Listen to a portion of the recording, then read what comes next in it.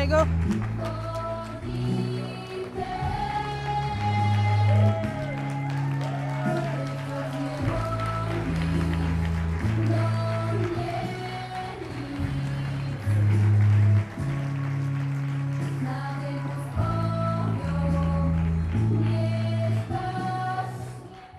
Salut, moi c'est Mélanie et ça fait quelques années que je voyage avec un pote. On a une méthode un peu particulière.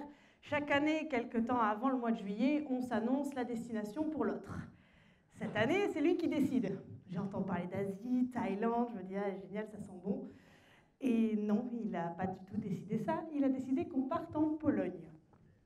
Bon, je ne suis pas forcément pour, je suis un peu de mauvaise foi et je pars avec pas mal de préjugés sur le pays, les ploucs, rien à faire. Enfin, je suis d'hyper mauvaise foi, donc ma mascotte sera Monsieur Colère pour tout le voyage. Je lui annonce la couleur. On arrive en Pologne et la première chose qu'on fait, donc, c'est retirer de l'argent. Et quand je commence à rentrer le montant dans le distributeur et je vois la quantité de billets qui sort, j'ai un peu l'impression d'être Kanye West à un magasin de basket. Je me dis, ouais, je suis aussi riche que ça en fait, mais génial, ça va être des bonnes vacances. Mon pote, pour me rassurer et me calmer dans ma mauvaise foi, me dit qu'on va aller boire un verre et il m'emmène au Hard Rock Café de Cracovie pour boire une bière. Donc là, au niveau des préjugés, au niveau de moi, de la découverte et de ce que j'aime rechercher en voyage, autant vous dire que je ne suis pas du tout servie. Donc on a nos premières disputes forcément au Hard Rock Café. On continue la visite et autant vous dire qu'au niveau musique, je ne suis pas non plus dépaysée. Au détour des rues, j'ai un peu l'impression d'être à la maison. C'est plutôt cool. Je me dis, ok, bon, ça serait temps quand même que le voyage commence, là. On fait un truc genre innovant, un truc qui change, on se lâche, quelque chose.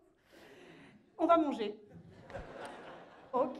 Je veux pas être de mauvaise foi, vraiment, mais du coup, si j'ai traversé la frontière et que je me suis tapé 2 heures d'avion, c'est un petit peu pour qu'on change, quoi.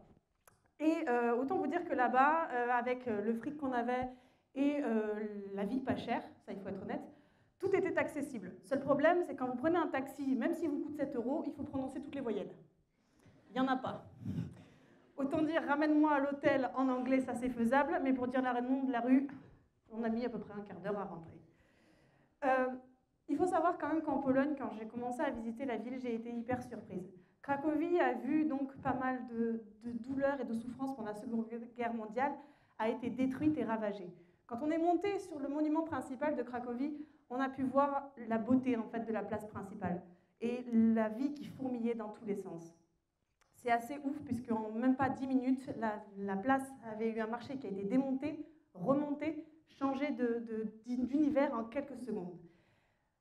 Pendant qu'on était en haut, on a vu des gros nuages noirs arriver. Et pendant qu'on a regardé la météo, durant notre périple, il devait faire un gros soleil. Ça continue, donc bonne ambiance. Préjugé numéro 3, il flotte là-bas et c'est la première fois qu'il y a autant de pluie à Cracovie.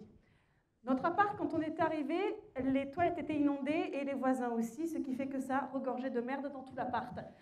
Je n'avais pas mis mon sac à dos sur le lit, mais bien par terre, et mon pote aussi. Du coup, on appelle Airbnb et on leur dit c'est très gentil, mais là, il faut qu'on se reloge parce que c'est pas possible. Du coup, ils nous envoient y dormir au Regent. Autant vous dire, l'hôtel de luxe à Cracovie. Nous, on arrive en short, en petites chaussures de marche et on pue la merde. Bien évidemment, on nous demande si on a vraiment une réservation.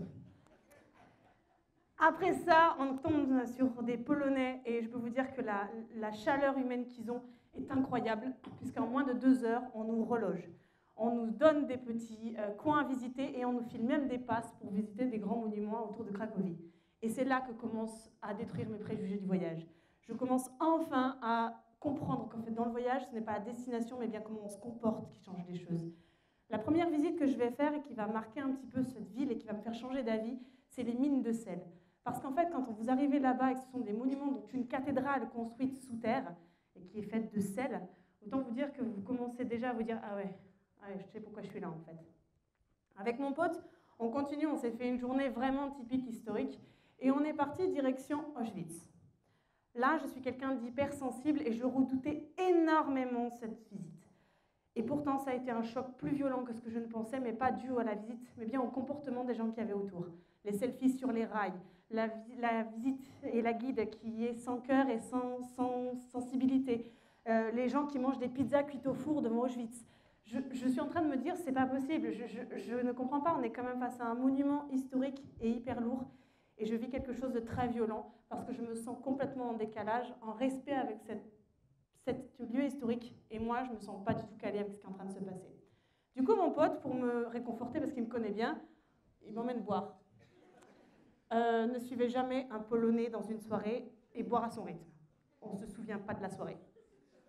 Parce que ici, on boit une pinte de bière, là-bas, c'est des shots de vodka. Mais c'est des shots de vodka entre chaque mot. On a mis, je crois, à peu près 4 heures à rentrer à pied à l'appartement, parce que pour vous dire que prononcer des voyelles, c'était pas possible non plus en alcoolisé.